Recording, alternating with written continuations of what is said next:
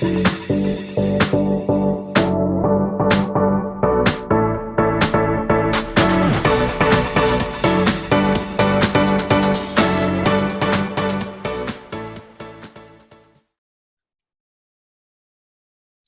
everyone, and welcome to Autism and Neurodiversity Coaching's Neurodiverse Universe podcast. It was with myself, Ben Holmes. Just a little bit about what we do. In case you're not aware, we offer coaching for individuals who are autistic and other conditions like ADHD, mental health conditions as well. We do training for businesses. I do public speaking, and we have an online content library. We get involved with other neurodiversity related stuff as well. If you want to visit our website, it's autism&NeurodiversityCoaching.co.uk. We also have a partner company called Autistic Army. So that's enough about us. Today's about the special guest we have, which is Alex Manners. So welcome, Alex, to the podcast.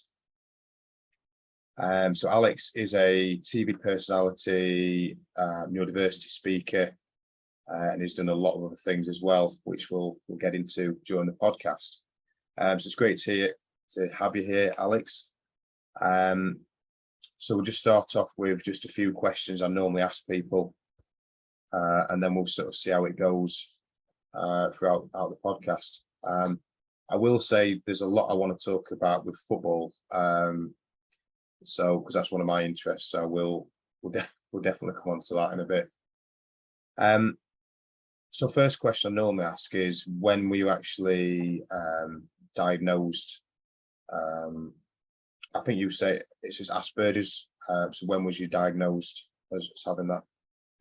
So I was diagnosed with Asperger's when I was 10 years old. So back when I was in year 5 primary school. So I was 10 years old when I was diagnosed. And I remember the process. It only took me about a year to be diagnosed, which still seems quite a long time, but it was a lot shorter time frame than some of my friends took to be diagnosed. So yeah, I was diagnosed when I was about 10 years old. Yeah, and now it's interesting, like you say, a year is a long time, but compared to others, it could take a lot longer, as you know. I think it's different speaking to people who have been diagnosed younger and ones older later on in life. I think there's different dynamics with that as well. So how did you sort of find being diagnosed at that age? How did it sort of affect you in one way or the other? Well, when I was diagnosed, I didn't really know much about Asperger's or about autism. I didn't really know what it was. So the process of being diagnosed, I don't remember it being at all in any way bad. I remember it being quite a fun process, to be honest. But actually being diagnosed, because I didn't know anything about Asperger's and autism at the time, I could only really go by what my parents told me. And I remember as soon as I was diagnosed, I remember having a meeting at school, and the Senko there told me that I had autism or Asperger's. And my dad took me out of that meeting, and straight after that meeting, he literally said to me, Asperger's is a positive thing that gives me special powers, and that I should look upon it as something positive, and that lots of our family have Asperger's traits as well. So because at the time, that's literally the first thing I found out about Asperger's, that's kind of what I've always believed.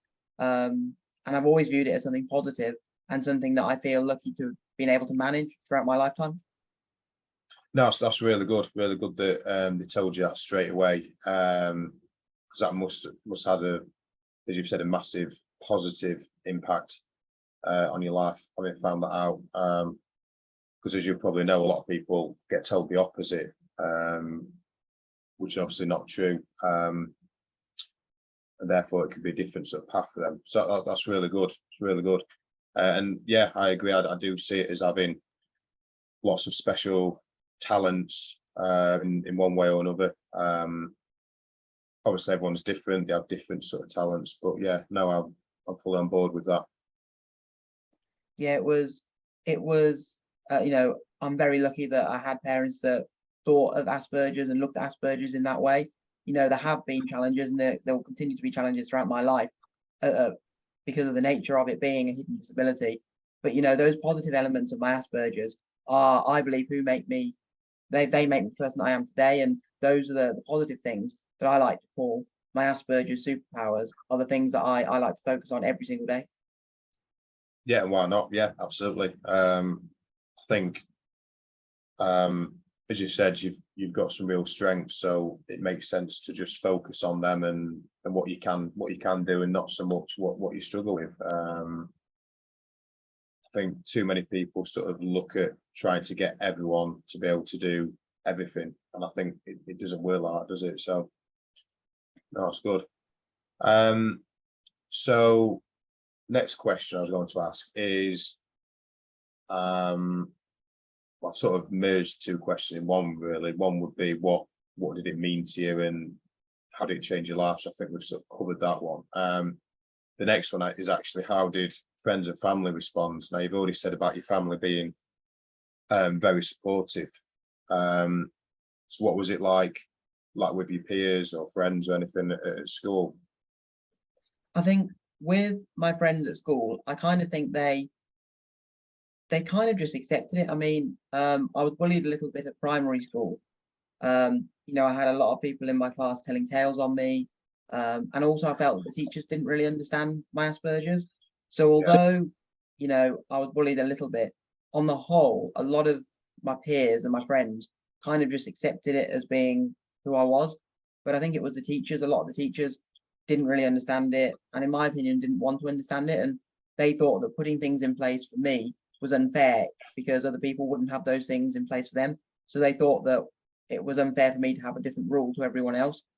But I mean, in terms of my family, I've mentioned my parents being really supportive, but to be honest, all of my family were extremely supportive. I've got a really large family, so all of my grandparents were really supportive. My uncles and aunties were really supportive as well. I had a little bit of difficulty with my sisters at home. I think purely because I got a lot of my parents' attention and I was having a lot of meltdowns at the time, and they probably didn't really understand that. So my relationship with my sisters was never really that good, but the rest of my family were really supportive. Yeah, no, I understand that. Yeah, it's tough. It's good that you've had all that support. Obviously, some of the issues you've had. Yeah, I mean, I can sort of understand it from both ways, but at the end of the day, in terms of your siblings and whatnot, having wondering why you're getting special treatment, but the thing is, autistic people, Asperger's, ADHD, whatever, we do need more support in different areas. So there's no way getting around that. It's just how it is, and the better people understand that, the better it'll be sort of moving forward. And like with schools, obviously saying that you can't have special treatment, or for want of a better word. Again, similar thing. We do need more support, and we don't get it. So then, if everyone has the same level of support, then it's going to be an uneven balance, isn't it? So just with well, the next question I normally ask is, have you had any support since diagnosis? So I'd be interested, when I say support, I mean in terms of outside of your family or friends, like doctors or any sort of professionals, because you're being diagnosed at a young age, that again, it adds different dynamics. So have you received any sort of support after that? Yeah, when I was younger, so when I was first diagnosed, I used to go and see a child psychiatrist at a place called CAMS. So I used to go there. I probably went there for about 2 years, and I saw her. I can't remember how often I saw her, but it was probably once every 2 or 3 weeks, I'm guessing. And she was really, really instrumental, not only in helping me to deal with some of the challenges that I was going through, but also to help my family as well. Like, she was really helpful to my family as well. So she was absolutely an amazing individual to see. I've also been involved with a local charity in my local area called Family Equip, and they help young individuals with autism and Asperger's. And the founder of the charity was actually really instrumental in helping my parents to get me the diagnosis in the first place, and then helping me to go to a smaller independent secondary school. So I used to attend the charities. They did like youth therapeutic clubs every week that I used to attend, and I now volunteer at those clubs. So that's been really, really instrumental. And then I had help at both my primary school and my secondary school. Primary school, I had some support from the school Senko. And then in my secondary school, the Senko there was absolutely amazing. And yeah, I could go and see her whenever I needed. But I also had learning support teachers in my lessons. So every single lesson that I had, there was always 1 or 2 learning support teachers in there who were, again, really, really instrumental in helping me, through school and cope with a lot of the challenges that I actually went through. That's really good to hear. Really good to hear that you've had a lot of different sort of support networks. That's really good to hear. So I know for a fact many people don't sort of get any support. Tends to be more the late diagnosed, which I've sort of fallen into that category. But it's good to see that there is support out there, and was going back several years as well, which is even better. Better to hear. So no, that's really good to hear.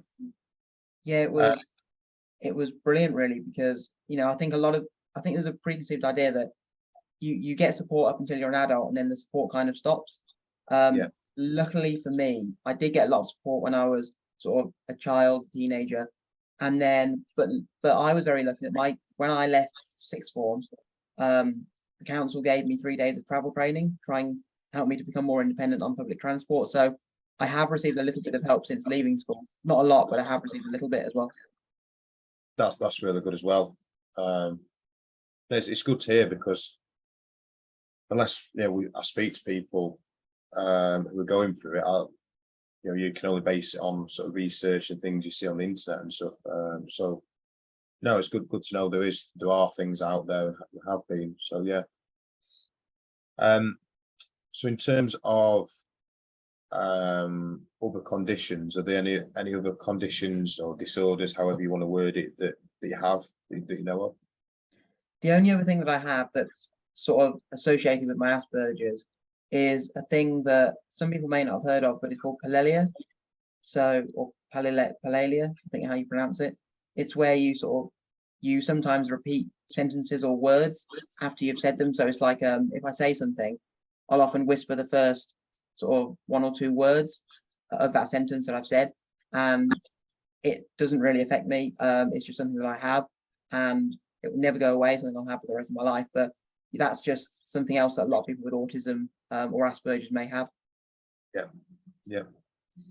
And I was going to say, couple of questions I'll ask now. I think kind of already answered, to be fair. So one is, well, you have already answered it, but it is, do you see autism or Asperger's as a disability, and what's your sort of thoughts on it being a disability or not?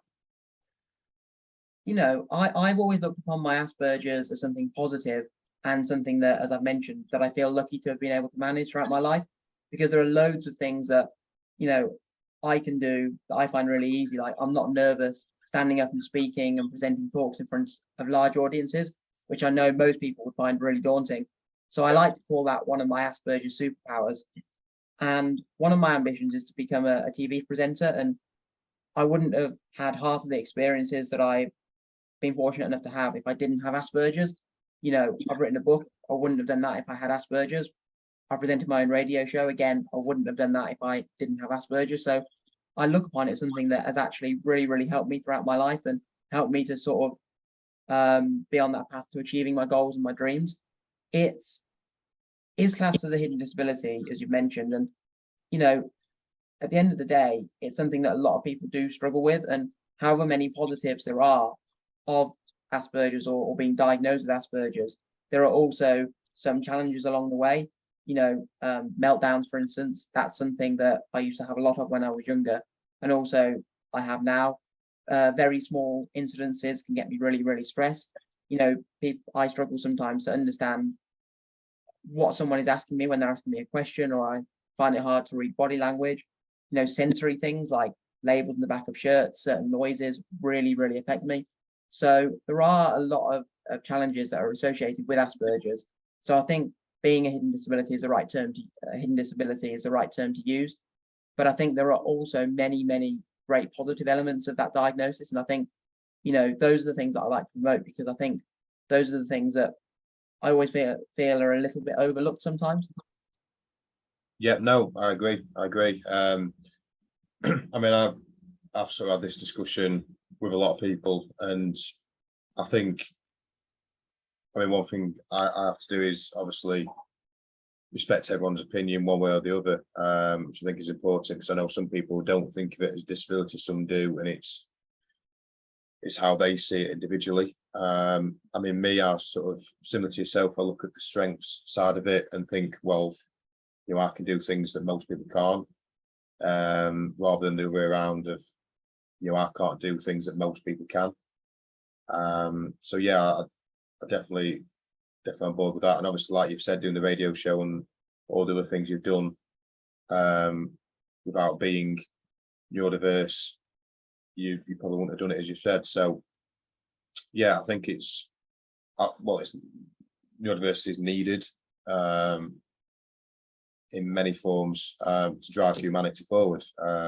History sort of backs it up as well, whether it's could be any philosophers, scientists, you know, mathematicians, sports athletes, whatever. There's neurodiverse all over, even if people don't sort of know it yet. So yeah, it's, I mean, me personally, I sort of don't refer to it as disability, but I think there can be some confusion when it comes to like workplaces and things like that. It can be hard if you say you haven't got a disability and then but you don't get the support. So there's all those areas as well, which is why I think sort of working for yourself in some capacity sort of fits in with a lot of neurodiverse people, because you can control your own environment a bit more then. So I've got a few sort of random questions here I'd like to throw in. So the first one, I think it's pretty obvious to me what the answer is, but I will ask it. What's your favorite color? Yeah, I knew that question was coming. That my favorite color is, I'd probably say orange, just because it's such a bright color and I love everything that's brightly colored, so I'd probably have to go with orange. Yeah, and just on that, because I think colors is quite a big thing with a lot of autistic people, one way or the other. I mean, I like bright colors as well. I mean, light blue is my favorite color. Tend not to like dark colors in terms of looking at. So yeah, I mean, is there anything you want to add on to that, just in terms of how colors make you feel, etc.? Yeah, so when I'm wearing brightly colored clothes, for instance, I feel like myself and I feel like I can conquer absolutely anything. Whereas when I'm wearing sort of dark colored clothes, and this was most apparent when I was at school, when we had to wear dark blue, grey, black school uniforms, I always felt like I was hiding my personality.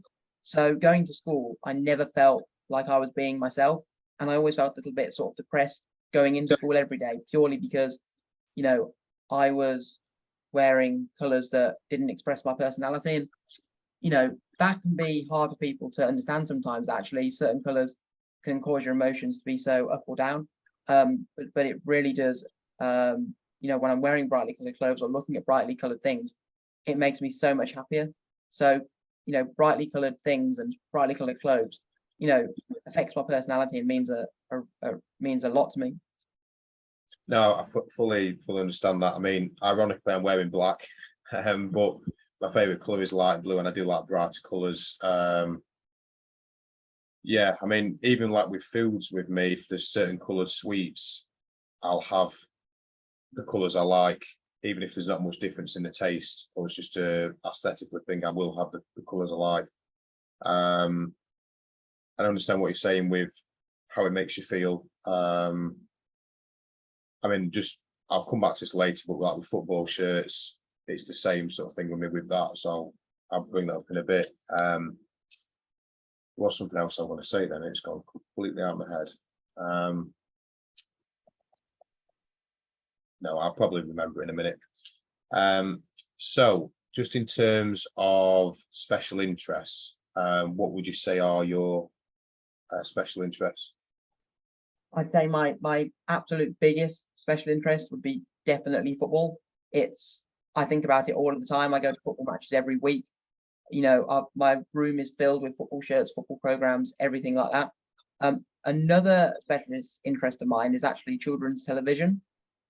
So that's another specialist interest of mine, but both of them have actually been, as well as being something that I've been able to enjoy throughout my life, they've also been things that have actually helped me with my Asperger's and helped me to cope with some of the challenges I've gone through. So yeah, football is my main one, but also another special interest of mine is children's TV. Yeah. And just on the children's TV, are there any particular sort of programs that you really like? Yeah, my absolute favorite program, and it's not just my favorite children's TV show. I think it's the best show ever invented, and it's one that I used to watch when I was younger, called The Tweenies. Yeah. Yeah. Again, I absolutely love it because it's so brightly coloured. But also, I always find that children's TV is really easy and simple to understand. So a lot of the communication difficulties that I may not understand, like certain jokes, certain sarcasm, you don't really hear sarcasm or jokes or idioms and phrases in children's television. So I always find that children's TV is a lot easier to understand, a lot easier to watch, and you don't leave feeling confused when you're watching it. Like, the storylines aren't all very complex, so I find them much easier to watch as well. Yeah, I understand that. Yeah. So like, in terms of the communication side, it's a lot more straightforward. Like you said, there's no hidden sort of meanings and things to try and dissect. Think what do they actually mean there? Because it's quite straightforward in that sense. So it's clear sort of communication. And yeah, with the colours, I can see that actually. Thinking back some of the programs I used to love, there was Rugrats. Used to love watching that. Hey Arnold was another one. I'm trying to think that were more darker colours actually, I think probably in there. But Yeah, yeah. Sorry, go on. Yeah, I was going to say I've heard of both of those shows. Yeah. So yeah, I can understand. So for me, I think I can clearly understand the logic behind that, but I'd imagine if you tell other people that, they might not sort of get that straight away, I would imagine. Yeah. So this question might be an easy one for you, it might be really hard, and I don't know actually, but if you could sort of meet a celebrity or a famous historical figure, who would that be and why? Or if there's more than one?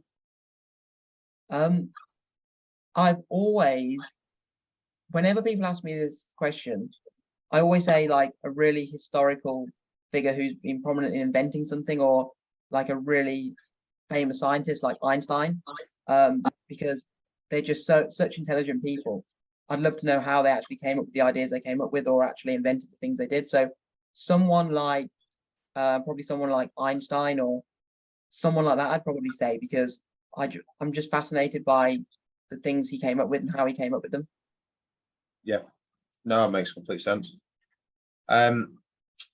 So just in terms of football, I'm just thinking where to start with all that. I suppose we'll start with the not t-shirts, the football shirts side of it. So I mean, I collect football shirts myself as well. Do you actually, I should know this actually, I'm going to ask if you support an actual team or if you just actually follow like loads of clubs. How does that work? Yeah, so I do support teams. I know most people probably only support one, but I actually support 4 teams. The teams I support are Birmingham, Swansea, Burton, and Solihull Moors. That's just the level of how obsessed I am with football. So yeah, I do support those 4 teams, but I can get behind, to be honest, nearly every single team I could get behind. And there wouldn't be a single team shirt I probably wouldn't wear. Yeah, again, I understand that. I've actually got a few teams myself. So Man United is the main one, then Coventry City, Wolverhampton Wanderers, and then after that, there's some that I've sort of liked in the past, like Barnsley. I mean, I'm from Chesterfield, so I still follow them as well. So yeah, and that's how I describe it when people don't understand. They say, well, you've got to support just one, and Man United is my number one. But I do like the other teams, I guess, just because I like football that much. So I could see the resemblance in that way. There are some teams I definitely don't like though, so that's probably where there is a difference.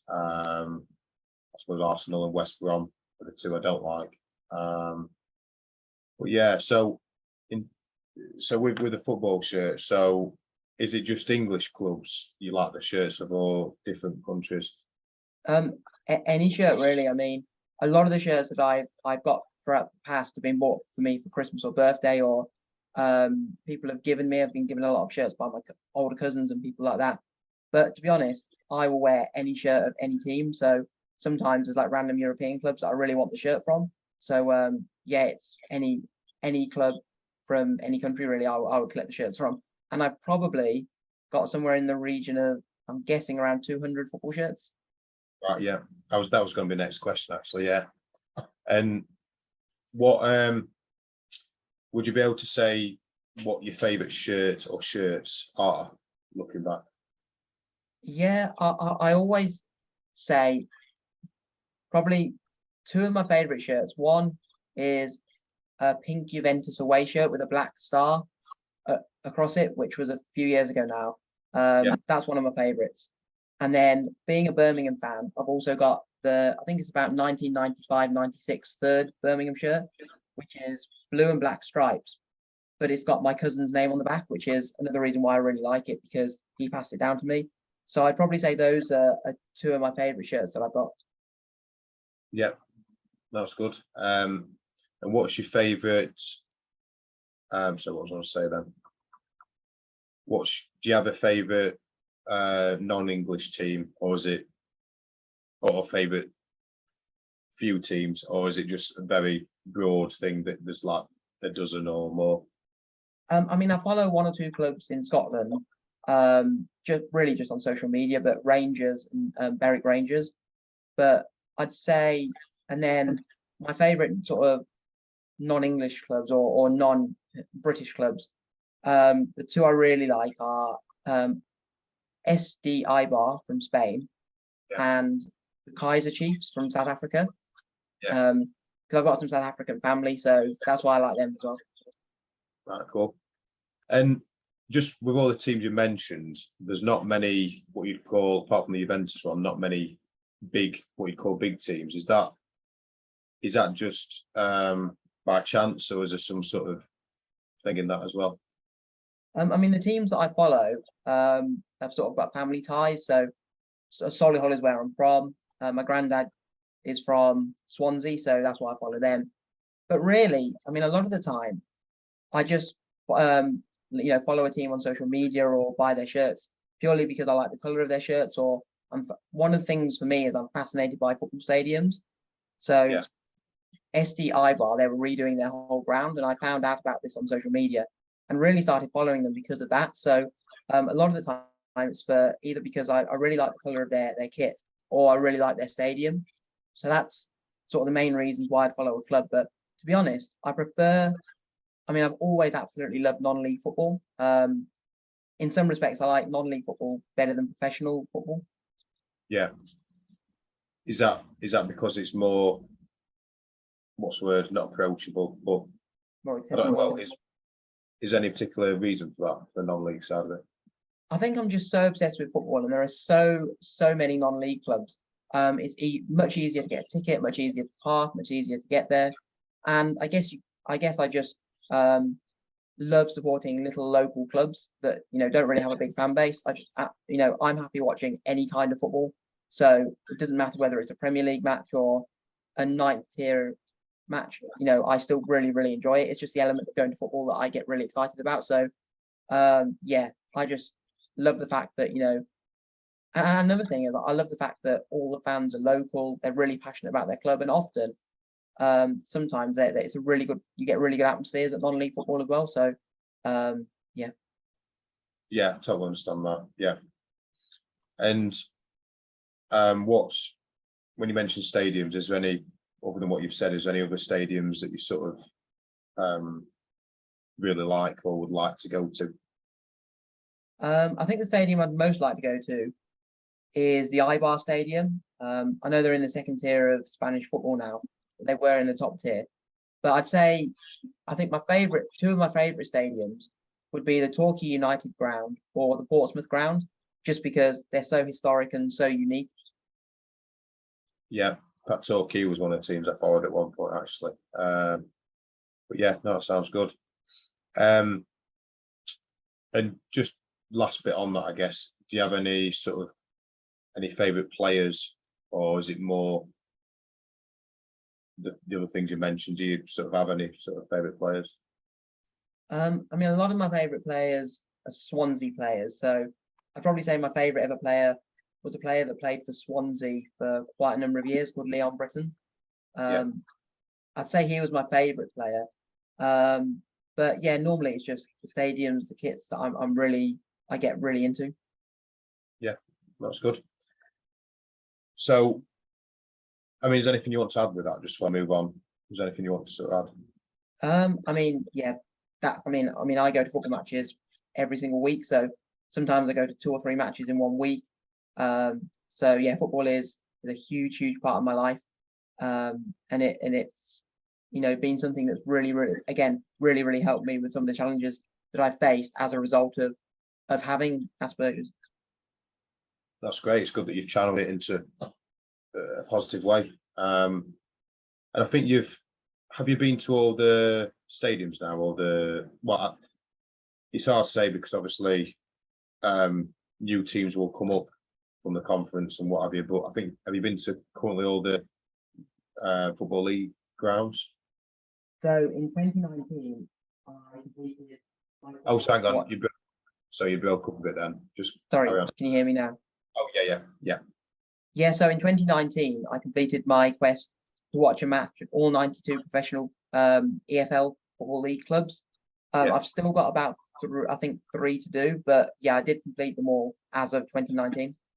Yeah, that's really good. I know a few people have been trying to do that. That's quite an achievement in itself, really. I mean, if you go to 2 or 3 matches a week, it's easier, but yeah, that's still a big thing, and obviously non-league clubs on top of that as well. I don't know if it's possible well, it must be, to go to all the non-league ones, but then I don't know how many there'd be. Oh, there are hundreds and hundreds, so Yeah. it would be very difficult. I mean, you could do it, but there are just, I mean, there's teams every week that I see on social media that I've never even heard of. And I'm absolutely obsessed with football, so Yeah, I think, yeah, hundreds. So yeah, it'd take you a long time to do that, I guess.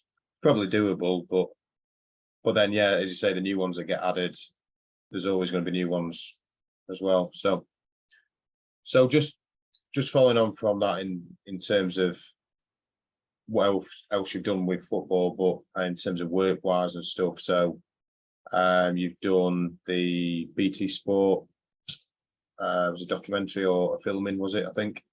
yeah, How did that go? I used to, so for 2 seasons, I filmed all of my local club, Solihull Moors home games for BT Sport. They had like a highlights program, a bit like Match of the Day, but for the conference. So I filmed that for 2 seasons, and it was absolutely amazing because not only did I get to actually film the matches and work for the club that I support, but also I got to interview the managers after every single game. So it was an absolutely fantastic experience. That's really good to hear. And so what else have you done in football as well? There's a few other things you've done. Well, you've got your book, which obviously talks about other stuff than that, but is there anything else you've done in that field as well, work-wise? Yeah, so a few years ago, I started an autism and football campaign just to really enhance the experience of autistic people when they're going to matches. And I've worked with a number of clubs like Arsenal, Swansea City, Aston Villa. So I've done bits and pieces of work with that. And it was just really just to highlight some of the things that clubs can do that are really simple and easy to put in place and don't require a lot of money, because I think some clubs think that they don't have the space in the ground or the money to actually put things in place. But there are so many small things that they can do that are really achievable.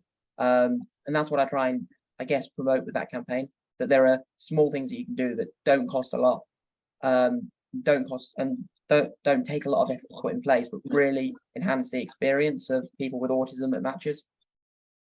Yeah, no, that's really good as well. And yeah, like I say, I think a lot of them they don't know, the fear of the unknown. They don't know what they need to do, and sometimes they need to just be open to doing that. So it's great that you've managed to do that and build up those relationships and sort of make changes, which is what it's all about. So just with the sort of TV side of it, is there anything you want to sort of talk about there, your experience of being on TV and, you know, the whole process, I guess? Yeah, so I've been on TV a few times. The most notable thing that I've been on was the Undateables on Channel 4.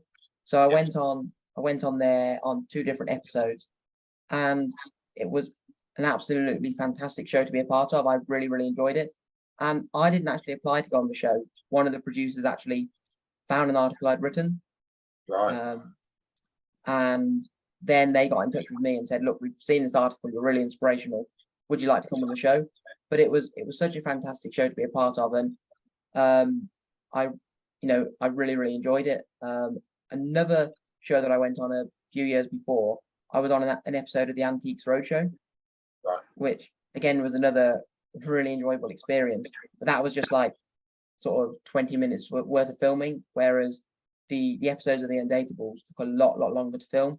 They probably filmed me each episode, probably they did about 8 or 10 days worth of filming. So yeah, that was a bit more intense. Yeah, no, definitely. I mean, I did watch the Undateables. I watched those shows. So yeah, no, it's interesting to know about that as well, and it's good that you enjoyed that whole experience. Yeah, no, that's really good. Did you find did it change once you've been on TV? Did it change much for yourself? Like, I don't know, did people approach you more in general? Did you get, I don't know, how did sort of that work once you've been on there? Yeah, so once I'd been on the show, I got a lot more people recognizing me when I was going to places, recognizing me from the show. But also now I present lots of talks. I have my own business presenting talks all around my life living with Asperger's and autism. And a lot of companies, they sort of promote me as Alex Manner's star of the Undateables. So it's sort of a good, because most people have heard of the show, it's a good way to actually get people more involved in listening to my talks and finding out more about Asperger's and autism. So it's only really been a positive thing going on the shows. Yeah, no, that's good. It's good to see. That's good that you've had that experience, and you say people recognise you. I mean, I think with like the colours you wear, etc., it gives you that unique identity as well. Like you're quite easily recognisable as well, the people that have seen you on the show. So they'll sort of remember you. So I watched the show. I remember. I probably would remember everyone that's been on it, but like with you, it was easily. I didn't even have to think about it. I remember the name, everything. Whereas some of the guys on there, I would maybe not remember their names. I don't know, but yeah. So you've got that easily recognisable sort of identity, as I say. So what else are you sort of involved with at the moment? Do you? So I know you've got quite a bit of busy website. You've got, obviously, I mean, you want to talk about your book.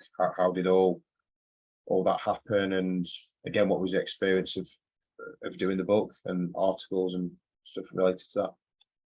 So I now have my own business where I go around every different kind of organisation, law firms, school, council, charity, and present talks all about my life living with Asperger's and Asperger's in the workplace, just to try and educate and inspire people with my story, and actually educate them on what Asperger's is and what it's like to live with and go to school with.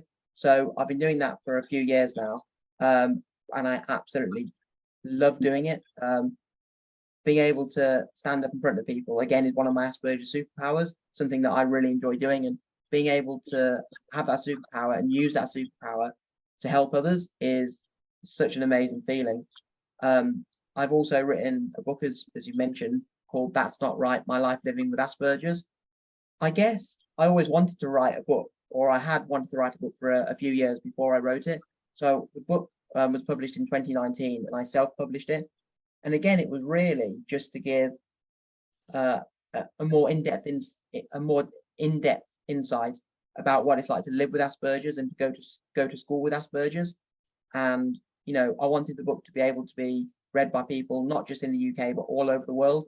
So I guess the reason for writing the book was to show people just what it's like to go to school and to live with Asperger's, but also so that I could again inspire people from all over the world. So those are the two main things that I'm doing, or at the moment, or that I have achieved.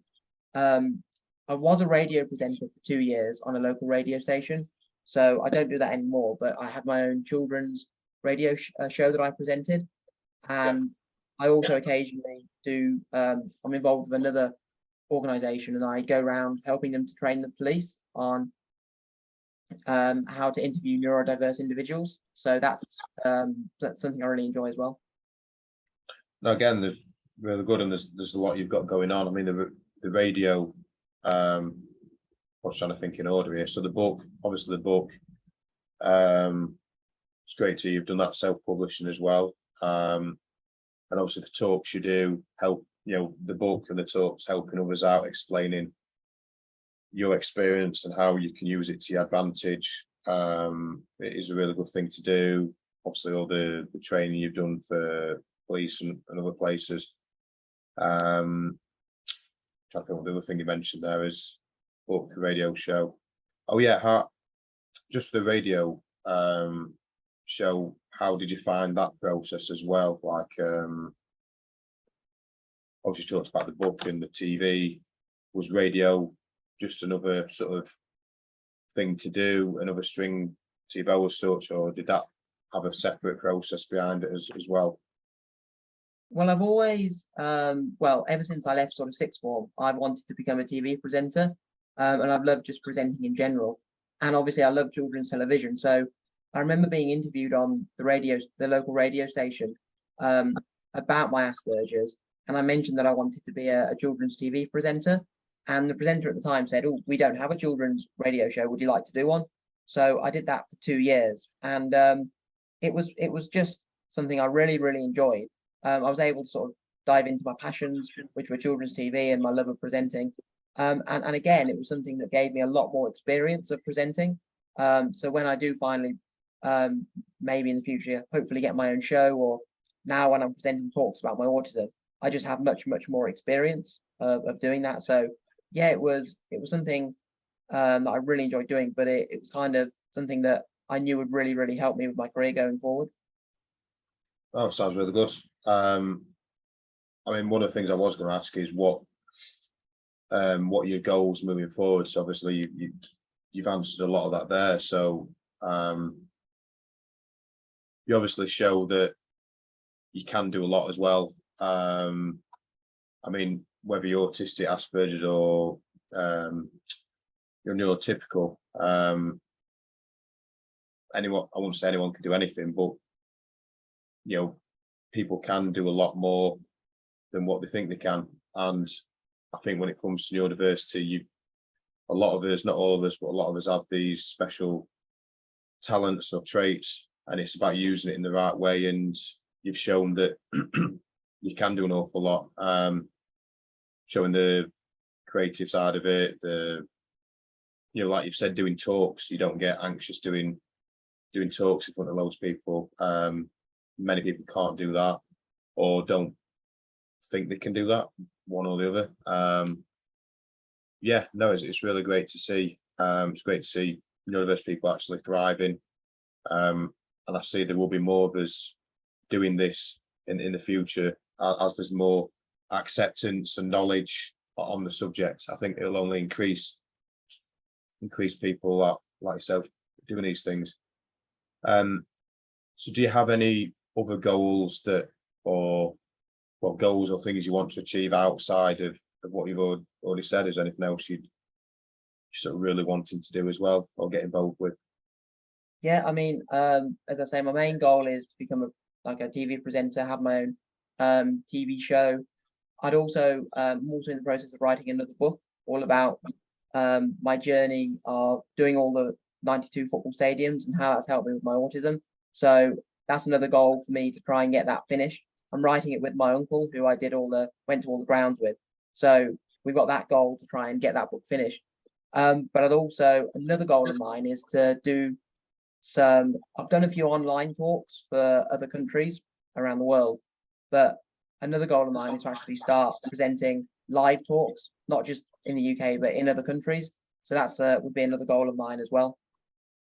Yeah, no, so it's good that you've got more goals you want to achieve. I think that's essential to do that as well. So it's really good. I think the other book you talked about would be really good to read, because no doubt there'll be others out there who are autistic, Asperger's, ADHD, who are interested in football and sort of can see links between what you're saying, and then on the other side of it, people who haven't a genuine interest in knowing how the two connect and how it can support you and sort of help you as well. I think that'd be a really good read as well. So now all that goes well, and good luck with getting that done. Thank you. You have to let me know when it comes out. Actually, I'd be interested in reading that actually. So just with autism in general, is there any, it's a bit of a general question actually, is there anything you want to say about autism in general, and or anything you're really passionate about other than what you spoke about with autism itself? Sorry, go on. Yeah, I think I'm just really passionate about, promoting the awareness that everyone with Asperger's, everyone with autism is completely different. And it's not just one thing and everyone is the same, everyone is completely different. So for instance, I can't stand the sound of ticking radiators and ticking clocks, whereas one of my friends with Asperger's finds the sound of ticking clocks really soothing. So that's what I try and promote the awareness of, and actually try and bust some of those myths that a lot of people believe, because I know when I was at school, a lot of people had preconceived ideas about what Asperger's and what autism was. And I think, I want to try and stop people from having those preconceived ideas as well. But I mean, some of the other areas that I'm really passionate on, as well as helping people to sort of look upon Asperger's more as a positive thing, as a superpower rather than a disability. And also my work I'm doing within the football world. I also want to try and do more work within sort of public transport and help make public transport a bit more accessible. I've done one or two bits of work for people, but yeah, that's another area I'd like to sort of get into, helping to get public transport more accessible. I think that's a really good thing as well. Definitely. I know people personally who are autistic and don't like getting on buses, for example. They just can't do it for, say, anxiety purposes and lots of other things. Some people don't like trains and navigating that. Myself, I've always, well, I would say I've always been okay with buses. I've always got on them. Doesn't mean I've always been okay with them. There's been lots of different things, like going back when I was getting on buses when I was younger, actually counting your change out and giving them the right change and things like that. I had to rehearse it over and over, like if it cost £2.20 or something, I'd have the coins in my hand, but I have to keep checking them just to make sure I've got the exact change and things like that. And then grabbing your ticket, then finding a seat. Where do you sit? If you sit at the front, then everyone's behind you, maybe looking at you. If you sat at the back, you've got to walk past everyone. So there's lots of sort of anxiety related things with that, or on the other side of it, like navigating, the social aspects of it. Do you say hello to people? When do you press the button to say you want to get off, and all these sort of things. So yeah, I think that'd definitely be a good one to get into. There was something else I want to say and it's gone out of my head again, which is a common theme. So just with yourself, in terms of, I don't know what you class yourself as, whether you class yourself as an entrepreneur or a business person, I don't know how you refer to it, but what's your experience been of that once you obviously were diagnosed being autistic, you grew up, and then you got to a point where you are doing things for yourself, like you say, all the different projects you've got. How have you found adapting to that in the first instance? I think I've always worked for myself right from when sort of I first left sixth form and college. So it's something I always wanted to do, because I always wanted to achieve my dreams and my ambitions. And, you know, being able to work for myself, it means that if I do need a break here and there, or spontaneously I can have one, I can, do loads of the things that I wouldn't be able to do if I had a normal sort of, as everyone says, 9 to 5 job. And I think, I would say that for a lot of people with autism, working for themselves can be really, really beneficial. It's the most amazing thing I've ever done. And I'm so driven to achieve my dreams that, I've always got things to do. And I think that working for myself is something that's really, really, really benefited me. And I think it'd be hard for me now, having worked for myself for a number of years, actually to go and work in a company for someone else. That might be a little bit difficult. I wouldn't say that I wouldn't do it. I'd never say that, but I just think working for myself, it gives me a lot more options, and allows me to have a lot of experiences that maybe other people wouldn't. And also, the work that I do, it's so varied. There's so many different things going on. I'm not just doing the same thing over and over again. It means that I can actually do multiple things, and my life is just so interesting by the amount of different things that I'm doing. And again, it just working for myself allows me to achieve my dreams and ambitions and actually go and get them. That's a really good answer. I completely resonate with all of that. Yeah, 100%. I think, like myself, I've worked for myself for a bit, and I could never imagine sort of working for someone else now. So just because all the reasons you've said, pretty much, I'm totally agree and resonate with that. And I think there's a lot of us who are similar, and I think because of how we are different to the majority, that's just it pushes us towards that sort of environment. I think we have to create our own environment where, as you've said, if you want breaks, if you do, you're drained from doing whatever, you can do that, you can factor that in, whereas a 9 to 5 doesn't allow you to sort of do that generally. It's some a bit flexible, but generally it doesn't. And as you said, I think it then allows you to be more creative with all these projects and things you're doing, and experience things that most people can't do or don't do. So yeah, no, it's no, I completely agree, and it's exciting to hear. And as you've said, you've got other things you want to be doing, and no doubt you'll have things after that you want to achieve moving forward. So is there anything else you'd like to sort of talk about?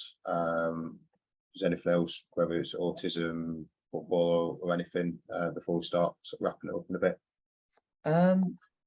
I can't think of anything really. No, not at the moment.